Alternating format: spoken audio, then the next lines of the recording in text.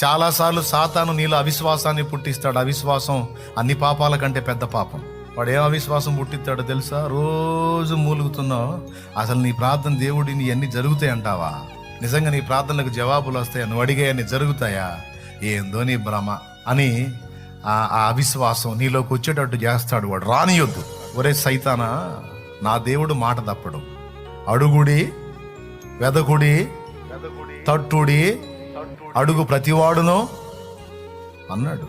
వెదకు ప్రతివానికి దొరుకును, తట్టు ప్రతివానికి తీయబడింది అన్నాడు. ఆ మాట అబద్ధమా? నాకు మొర్ర పెట్టుము అన్నాడు. ఆ మాట అబద్ధమా? ప్రతి విషయమును గూర్చి ప్రార్థన విజ్ఞాపనము చేత కృతజ్ఞతాపూర్వకంగా మీ మనవులు చెప్పండి అన్నాడు. అది అబద్ధమా? ఇన్నిసార్లు నాకు చెప్పండి చెప్పండి, అడగండి అడగండి అని ఇంతగా మొత్తుకొని గ్రంథంలో రాయించినోడు నా ప్రార్థన వినడా? నువ్వే ఊడరా చెప్పడానికి? సైతాన్ పోయేసునామలో అని వాడిని గద్దించి నువ్వు ప్రార్థన చేయాల్సింది.